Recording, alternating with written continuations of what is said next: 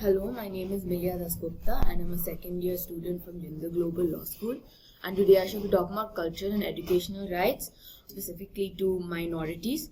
So before we talk about the topic, the first thing we should discuss is what is a minority. Now, it's not defined officially by the government, but Article 30, which talks about culture and educational rights for minorities, does say that there's two types of minorities. There's religious minorities and linguistic minorities. Again, they don't define how you would know about how to define them. But Article 29 Part 1 says that those who have distinct language, culture and script has the right to conserve it. So from that we can derive what linguistic minority is. And for religious minority, Section 2 Part C of the Minorities Act says that there's 5 religions which are minorities, specifically Muslims, Sikhs, Christians, Buddhists and Zoroastrians. According to the SP Mittal case, the ratio was that unless you are from a religious minority or you don't have a distinct language or culture, then you cannot ask for minorityshiphood. Rights of the certain sections of the Constitution which ensure rights of minorities are Section 30 Part 1, which talks about that they have the right to establish and manage their own educational systems, and 30 Part 2, which establishes that they cannot be discriminated when government gives them state aid. Section 29 Part 2 has the right to conserve their own culture. Now we'll talk about the distinction between Section 29 Part 2 and Section 15 Part 1. While Section 29 Part 2 talks about discrimination on educational institutes, 15 Part 1 is just a broad protection against discriminations for all citizens. Now the question we must ask ourselves is, why would the fathers of the Constitution go to such an extent to specialize discrimination in education systems? Well, we must agree that education is an extremely important tool, and through this tool, individuals of certain backward classes or minority classes can further themselves and make sure that they free themselves from certain chains and that they are not at a disadvantage anymore. As we before discussed, minorities have the right to establish and manage their own educational systems, and we shall be talking about this in depth. Now we'll be discussing right of minorities and their right to establish and manage educational systems. Before that, we'll talk about the rights of non-minorities to establish and manage their own educational institutes. This comes from Section 19(1) Part G, which states that everyone has the right to profession, while Article 26 talks about that any religion has the right to establish their own educational institution. But the Constitution has gone far enough and made certain provisions for minorities, which, as we have previously discussed, is Section 30 Part 1 and Section 29 Part 2. One of the biggest debates in judicial history is whether these minority educational institutions should have total autonomy when managing such institutions. It was found in TMA Pi case that while autonomy for such institutes is essential for management, they will be subjected to reasonable regulations for educational excellency and making sure that management runs smoothly. We'll be talking about a few important cases. One of them is St. Xavier's College versus State of Gujarat.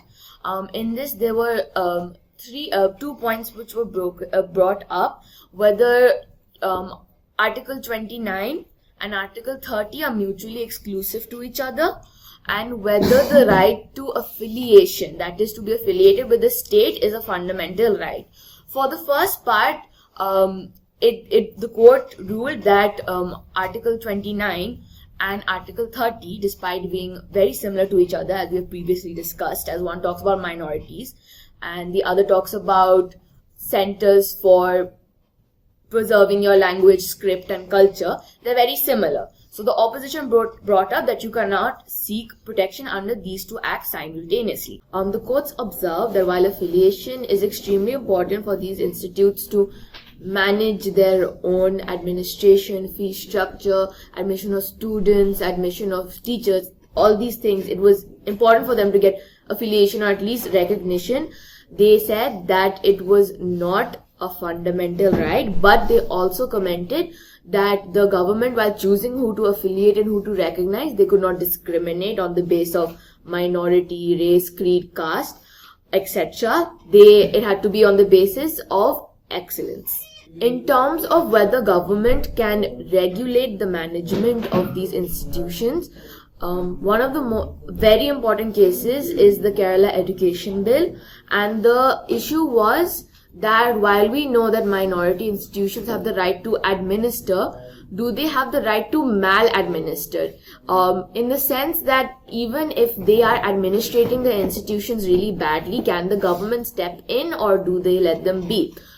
In this, the court recognized that there can be reasonable regulations to this right, as the government has the right to manage institutions to make sure that they sail smoothly.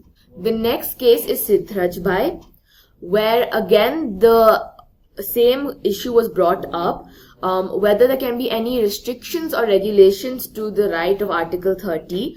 And here the court observed that that cannot be the case, that unlike Article 19, it is an Article 30 is an absolute right. There can't be any regulations to them, because in the pursuit of this right will become a mere illusion and would have no effect, as the government would be able to do whatever they wished. Now we shall be talking about an extremely important landmark case in the history of educational rights, and this case had a extremely large 11-judge bench. This is the TMA Pai Foundation case, and in this case 4 questions were brought up. The first is that whether establishing and managing institutions can be a fundamental right, and under which provisions. How can private institutions be regulated? If we are to define minorities, what is the unit we should use to define these minorities?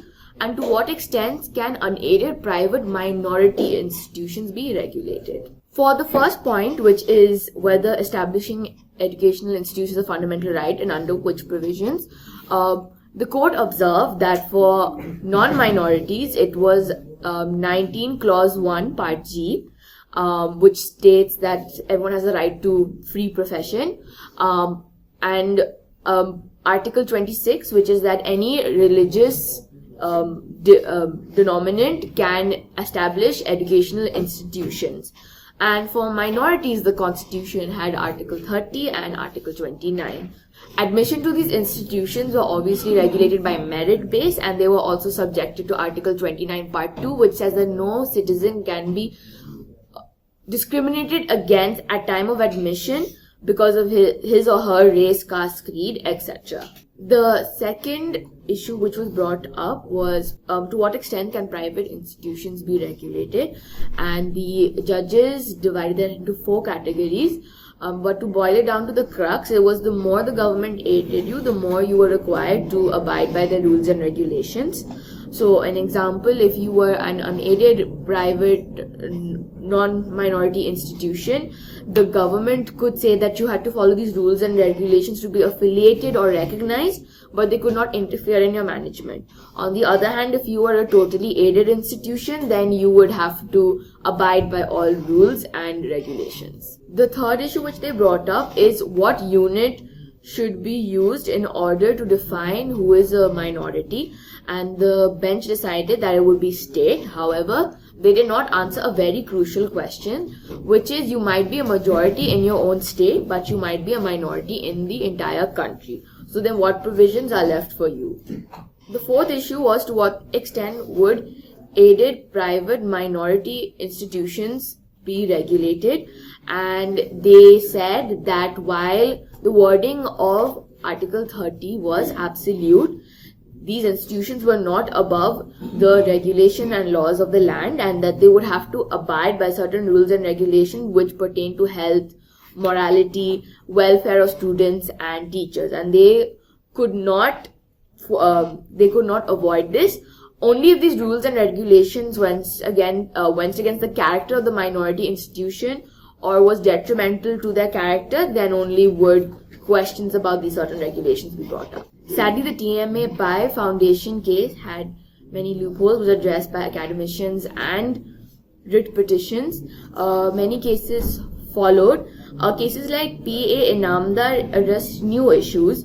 One of them was that the judges of the bench ruled that they were against reserving seats for backward classes, as they believed that this would lead to the nationalization of seats. So they reversed the verdict of what was there of Islamic Academy of Education case. Interestingly though, they allowed for reservation for NRI, saying that the higher fees that would be charged for them, that would be used to help students from backward classes or from economically disadvantaged classes. In regards to admission processes, they brought in the concept of merit and imagine it like a pyramid.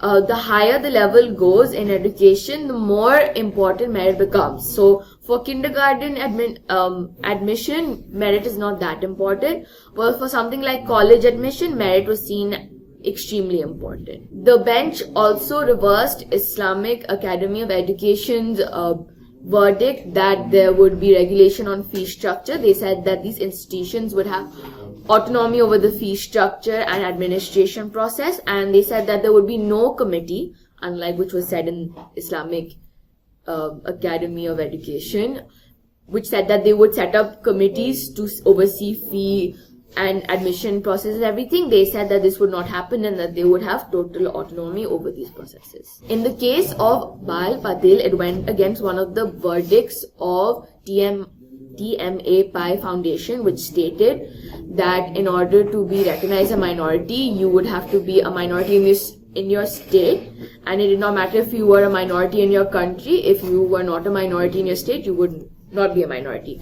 So this case, it reversed that verdict by saying that you could be a minority, but the court would take recommendations from the Minority Commission reports, and also that they would see your socio-economical background and historic and cultural relevance. So in this video, we have analyzed various landmark cases, various fundamental rights to understand the situation and position of minority rights with regards to cultural and educational rights in India.